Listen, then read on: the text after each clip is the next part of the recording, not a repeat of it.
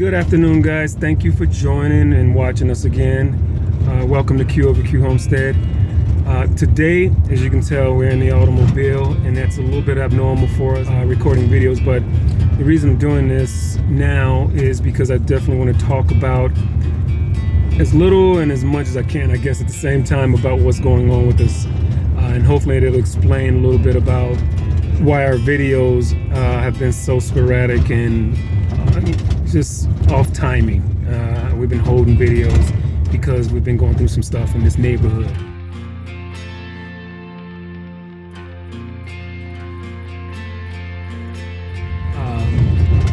When we first moved here, for those of you that's new to the channel, I think I've mentioned this before, but when we first moved into this absolutely beautiful ranch, we bought into a POA, a Property Owners Association.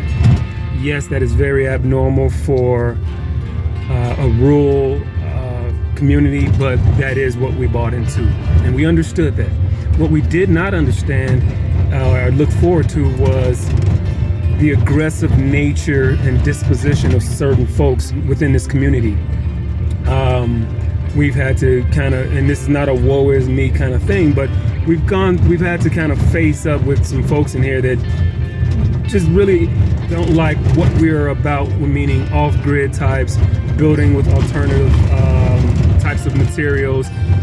We're doing a rammed earth home, aka an earth ship, and we've been titled and labeled things like Flintstones, garbage people, things like that.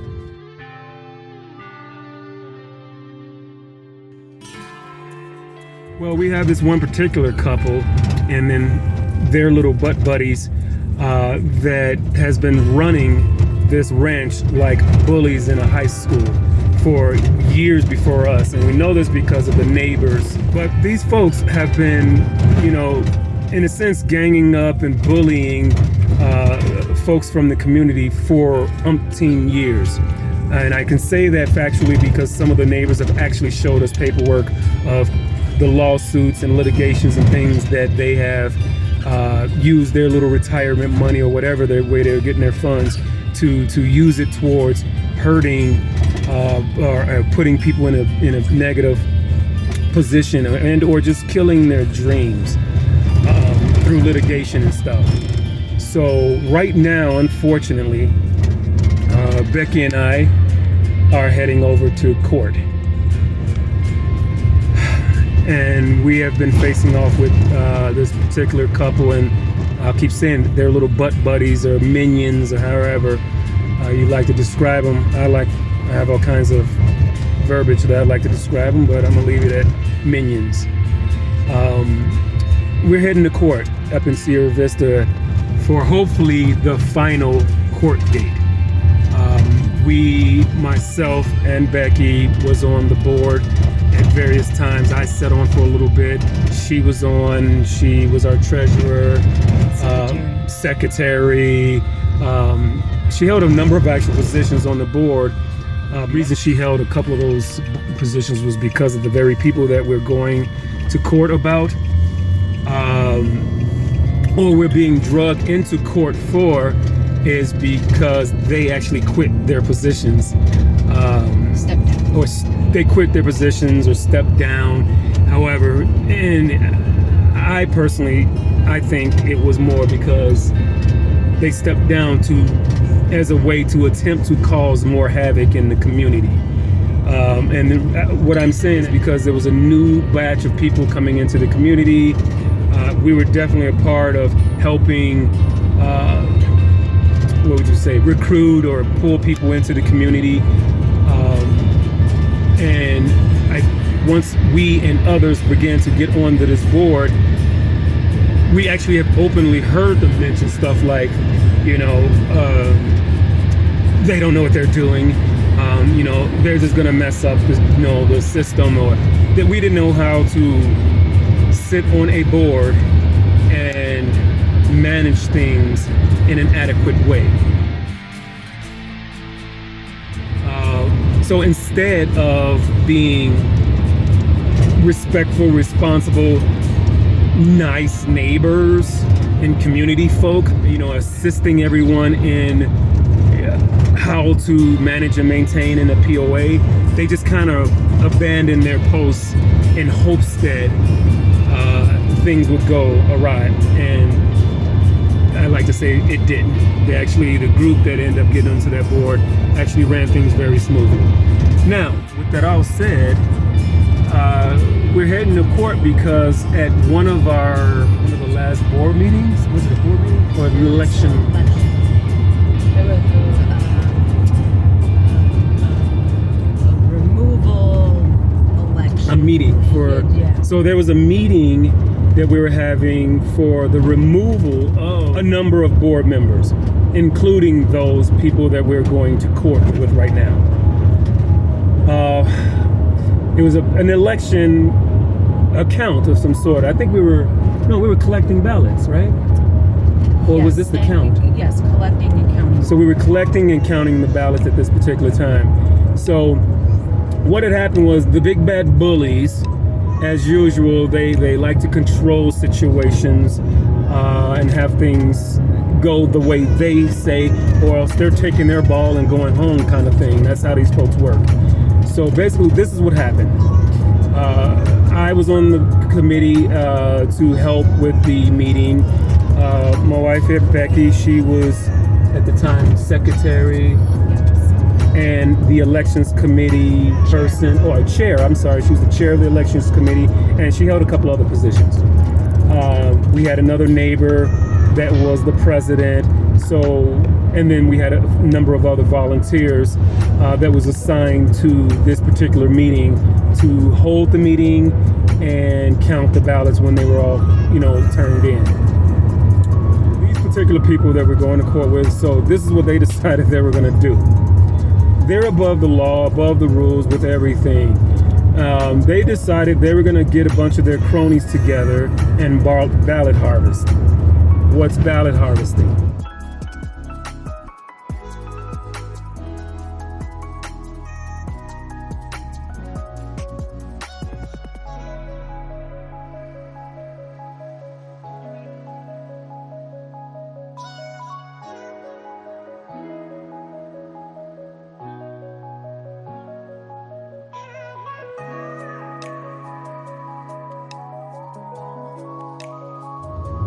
They called up, or however they got in touch with all their little friends in the neighborhood, and instead of, like the rules stated in clear black and white, which was to either mail in your ballot, come in person with your ballot and turn it in, and there was a third one. Vote online. Oh, and then there was a vote online option, which the old folks didn't like. They battled that all the way around the board.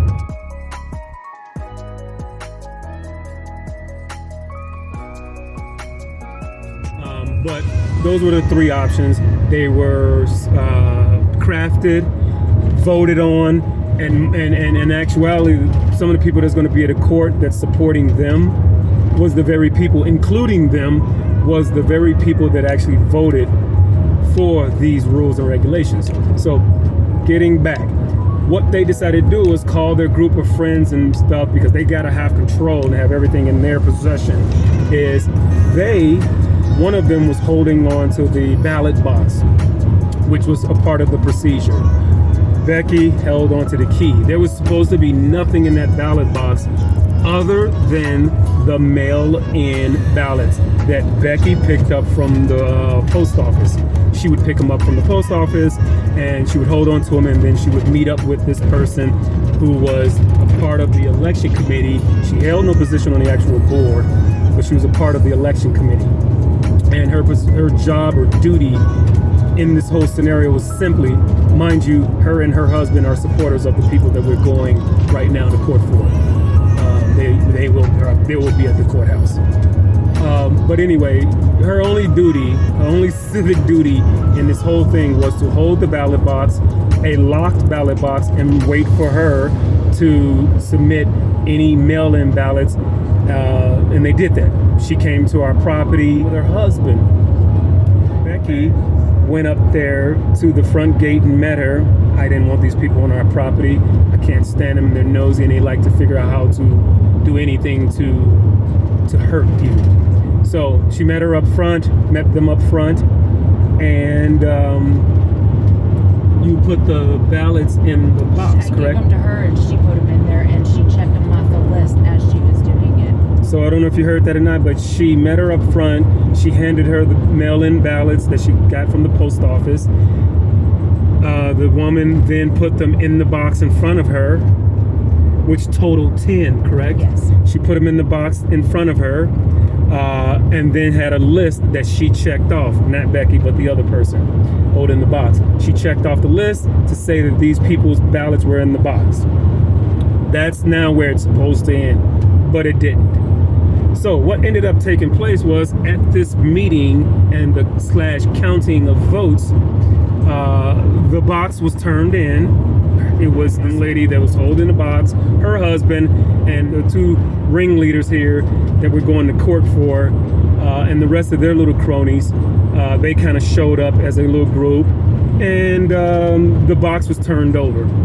No, the box was still in that woman's possession. She actually was behind the line with us.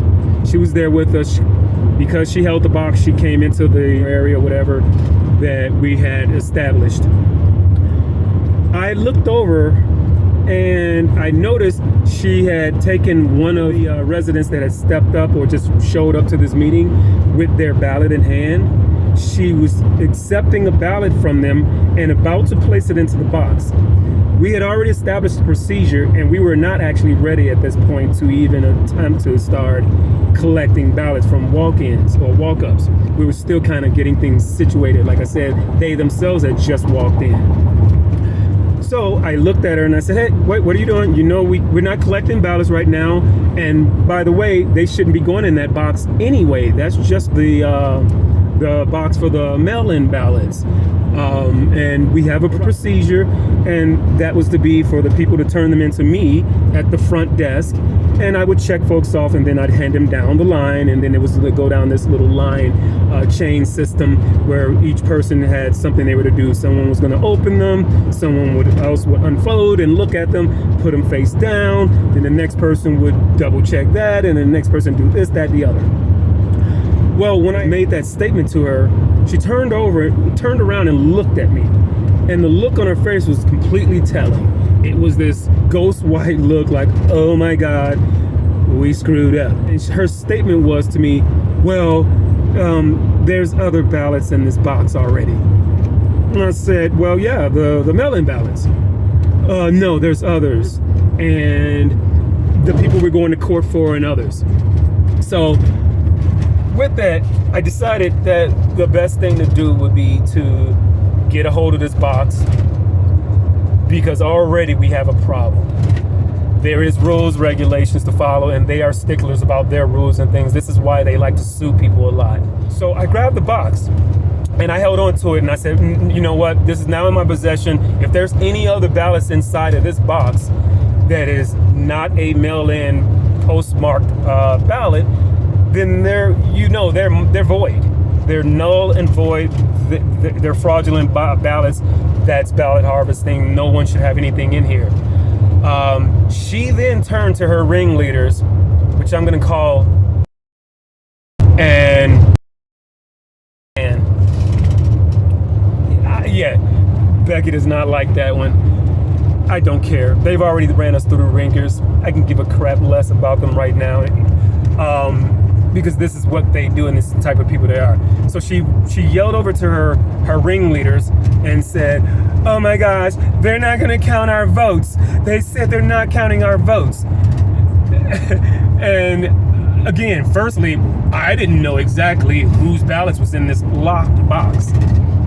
So her statement was basically her admitting and acknowledging to her crew that, hey, all the ballots that we have put in there at our house or wherever the night before, the day of, or whenever we've done this bogusly against the rules that we all voted on as an association, as a professional association. We are a property owners association, not for profit, legit business, not just a neighborhood gathering, getting around, having tea, and deciding, hey, we can help each other out. This is a legit property owners association, like any HOA, homeowners association. So when she did say this, her crony, her ringleaders, and decided they came over and approached right into our faces, and you're gonna count our votes, and I demand. First they started pointing at me and then pointing at Becky. I demand that you open that box right now. Remember, she had the key. So that's where all the aggression was for them. It's, you're going to open that box so we can get our votes out of there and they can be counted. And I refuse to let the box go. Absolutely not. It's not going to happen. You messed up. You broke the rules. You have to deal with that. The consequences. That's just what life is. That's what you like to portray and make sure you force on everyone else. Your roof color doesn't look the same as everyone else's. We're gonna sue you and make you snatch your roof down. We don't like you having rammed earth, but our buddy has a rammed earth home. But we're gonna sue you for having rammed earth and make you tear that down. So these are the type of people we deal with. Now, so with that said, it just started a big hoopla of nonsense. They got in our faces. They've even admitted in court, in statements, that one of them called other people, other residents that had not been there yet, but they had collected all of their ballots from them, the big boss lady and man, and put them all in this box. So they called them up and started to tell them over the phone, they're trying to cheat us and not count your votes. Come on up here. So basically, they called the crew in to, get a January 6th on.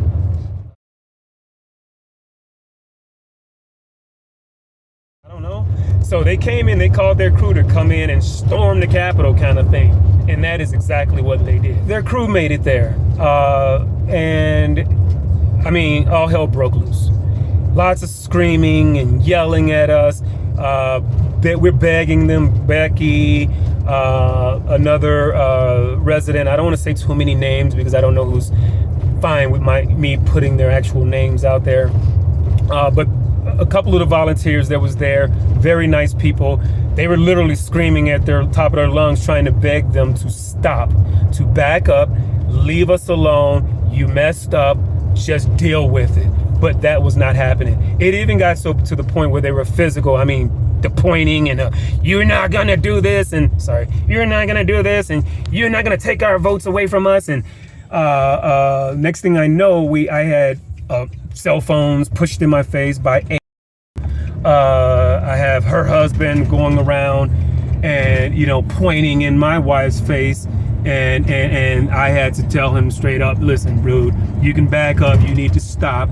Of course, I could have reacted in a completely different manner. I'm not tooting my horn. I'm not the toughest man on the planet. I can't stomp everybody out and all that goofy nonsense. But I am a Chicagoan. I am a dude from the hood. I do not take nonsense, especially when you're talking crazy and in my face, and especially when you're talking crazy to mine, meaning my woman. So I could have just simply punched one of them in the mouth and went on about my business, but I wanted to be respectful. I wanted to be responsible about what was taking place. So I just sat there and I absorbed the different pushing and plotting and cussing and spitting. I even had this elderly man, one of their people, I'm gonna call him Purple, Mr. Purple, decided he was gonna bring his elderly behind over and physically put his hands on my shoulder in an attempt to push me down.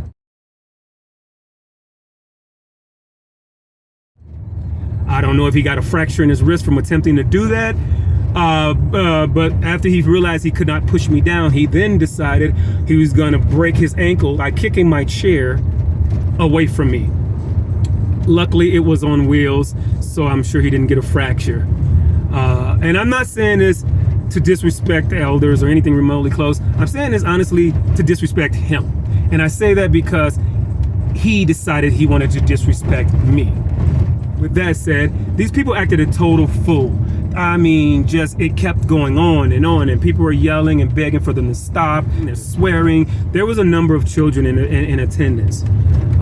They're sitting there in shock. I would kind of glance off to the side, and I noticed that, you know, these poor children are over here ranging from ages of 4 on up to, like, I think 12 or something, you know, seeing these grown folk act out like complete idiots.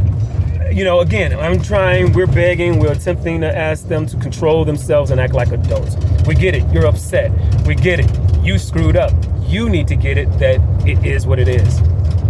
So at some point, after all the screaming and yelling and begging, one of the volunteers decided to call in the sheriff's department. I want to say 4 sheriffs showed up, actual physical beings. I want to say, oh, well, she was in a mix of stuff, but I want to say about 4 to 5 sheriffs actually showed up on location. They then finally calmed down. But with all that, and the fact that they acted out like this, we were able to, when the sheriffs got there, when the sheriffs got there, they calmed down. We were able to proceed. It took the whole procedure now a lot longer than what it would have. We actually ended up into the dark, into night, trying to finish this count. We finished that up. We then packed up everything and we got out of there.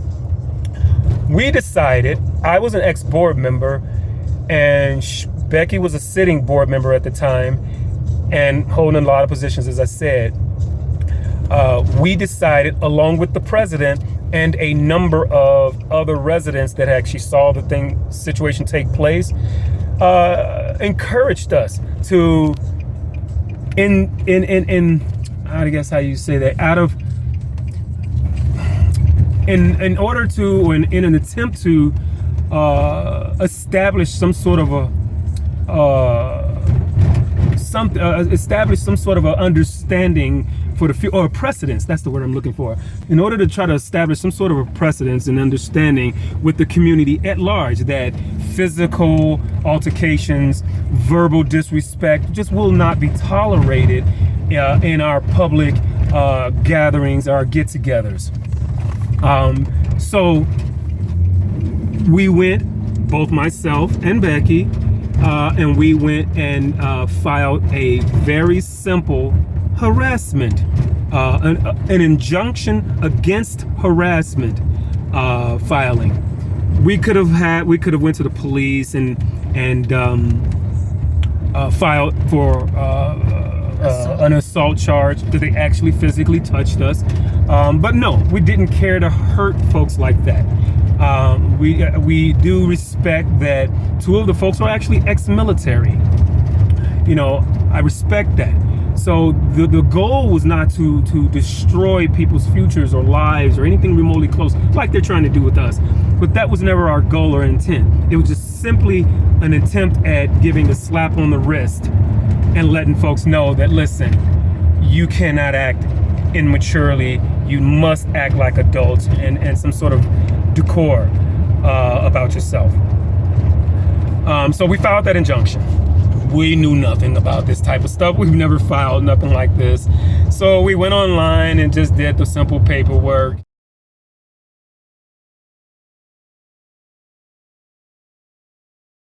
Thinking that we'll go to court and we have a couple of number of witnesses, maybe 9 statements or so. People could make it to court and things like that. So they gave us a bunch of statements, signed, notarized statements about the scenario. So we just assumed that, hey, we'll go to court, you know, the judge will see all this and just literally give them the slap on the wrist that we were discussing and hoping for, which will be, hey guys, you know, you got 12 months, don't get in any trouble, stop acting like this, and if this comes up again, then, you know, this would have to go into something a little further, you know, and that's it. That's what we're hoping for. Well, we didn't know and remember that what we were dealing with were people that love litigation, apparently. And they decided to come in with a lawyer. The lawyer, we found out, is actually the daughter of Mr. Purple, the actual gentleman that assaulted me by putting his hands on my shoulders and trying to push me down and then kicking my chair. They used his daughter, which is an attorney, as their attorney. Great. So we get in there not knowing what we were doing. We just assumed the statements would, be able to tell the tale, and that's how things will go. No.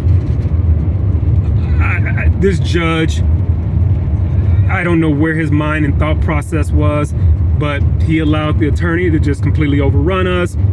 He told us that our statements could not be allowed in the court, and he wanted to see bodies, not pieces of paper, which I always thought that a notarized statement was just as good. I mean, if the person was in a hospital or something else took place, then that was a statement. But I think he even told us that that was considered hearsay, if I believe correctly. And the police report. Oh, as well as the police report. So he wouldn't accept the police report that even stated very clearly that the majority of the crowd was saying that, and was the was the instigator or the main aggressor. So he told us basically we couldn't use any evidence that we had in the tow. So for that, our cases were tossed out. Okay, got it, understood. I just assumed, okay, here they go. The money elite has gotten away with something again. It's petty. Forget it, baby. Let's just let it go. Hopefully they'll just understand that, that the community is standing strong against this nonsense, and they'll just, rescind and stop. No. That's not who these beings are. Beings. I'll say beings. That's not who these people are. Next thing you know, we're getting paperwork in because now they're trying to reverse it in order to attempt to attack us even more and harass us personally even more by turning the case around and stating that because it was thrown out, that's proof that we actually are the aggressors and are only setting this up to harass them. That they're just innocent bystanders. They did nothing wrong, and we're just picking on them.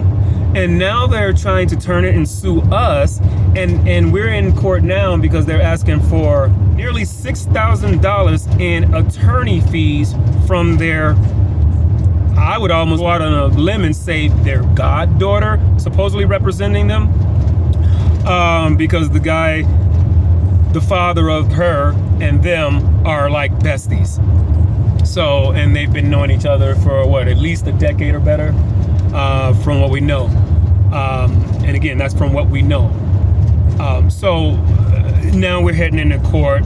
We couldn't afford an attorney. We're off-gridders. We have no money. We sold everything we owned. We put everything into what we get to this homestead. Becky's working from home. That's the solo income while I'm breaking my back literally to get our home and homestead completely built up so that we can build and live a more self-sustainable lifestyle, not dependent on the government for electricities and waters and all this other stuff, because the world seems to definitely be going in a more negative, from my standpoint, I believe, or our standpoint or viewpoint, we believe that this community, this nation is heading in a downward spiral. So we're trying to set up ourselves, our children, our grandchildren for what we believe may come. Hopefully not, but if it does, we want to be prepared. So, but we have no money. We have no money. We didn't know that we needed attorneys and all this stuff. So luckily, our personalities and who we truly are has been shining through with a number of the neighbors in the community, and one couple in particular. Well, two couples in particular. Actually, I apologize. So two couples in particular has volunteered to fund an attorney for us to help fight this situation. So again, that's what we're going to court for right now. And so we have this attorney. Shout out Roger. Hopefully today is a good day, buddy. And this is the last court date. I didn't want to make videos about it before, really, because we were in the midst of everything. So this is the last court date. We're heading into Sierra Vista and we're hoping that the judge will see through the nonsense and deny their motion to have us pay their supposed lawyer nearly $6,000 in fees. We don't have it. If this happens, I'm just going to be completely 100. We are bankrupt. Our dreams, everything we've been building for and trying to do is pretty much shattered. And I'm just hoping that this doesn't happen. And so that's kind of where we're at right now. And I'm hoping that, you know, again, if this goes positively, which fingers crossed it does, then I can start showing you other videos and kind of keeping you guys updated on everything a little bit better. So I apologize for the lack of and the confused, jumbled state of videos that we've been releasing, but I've been trying to pick and choose what I was going to release. I literally have a hard drive, I don't know, what is that, a couple terabytes, full of just full of footage that we've been holding because I've been afraid, and this is what these people enjoy. And like I said, if they win this, then we're pretty much damaged because we don't have $6,000 to give anyone. It's hard week to week, month to month to manage and maintain. We scavenge our supplies and some of the things through estate sales, gifts from folks, things of that nature. Luckily, with the prices of eggs right now, we're glad that we have chickens and ducks. So we're managing. So I think I've talked enough. I think you get the point. You got something you'd like to say? No. Oh, and I guess I'll see you guys right after. I'll update you right after the court because, of course, we can't walk into the courtroom with the cameras. So I'll see you guys in just a little bit, right after the court hearing.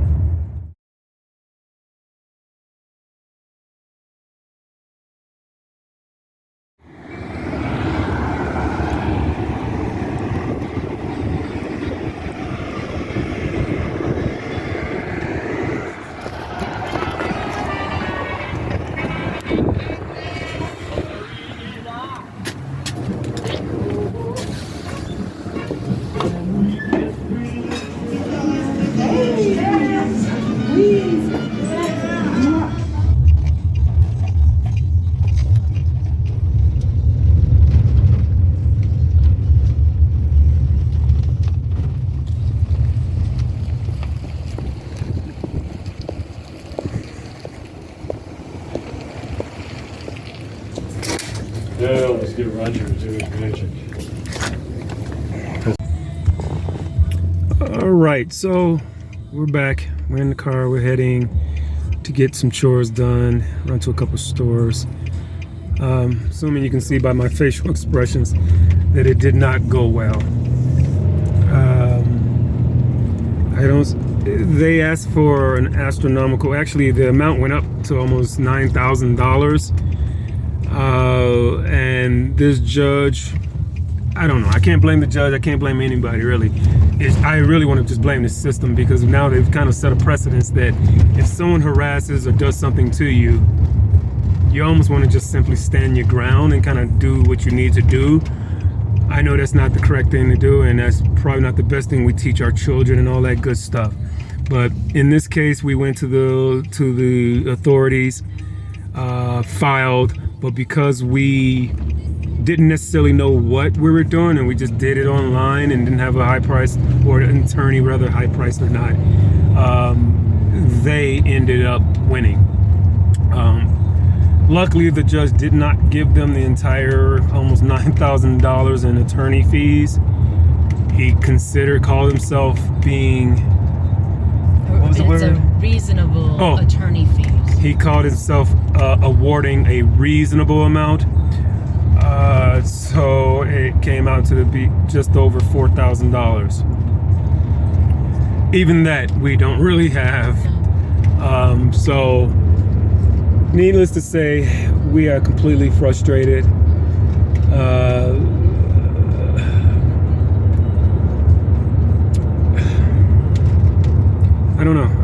how do I say? I'm just yeah, it's just no words. It just really disappoints me that you try to take the high road and go about things the correct, what considered to be the correct way.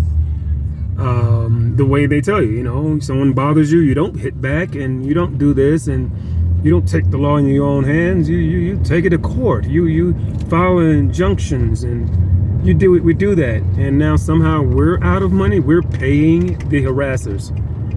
So I'm at a loss for words. We don't know what we're about to do in respects to our homestead and how we're going to survive out here now. We were already scraping pennies to get by. But I'm full of tenacity. We're full of tenacity, and I'm sure we'll figure something out. We'll figure something out because this is a dream. We will not allow them to destroy our dream for both ourselves and our kids and great grandkids and all that good stuff. So, guys, I'm gonna leave it right there. I'm flustered, I'm tired, I'm irritated. She's tired, irritated, and we need to unwind and just relax and try to get this behind us. So thank you guys for listening. Thanks for tuning in, and have a beautiful day. Till next time.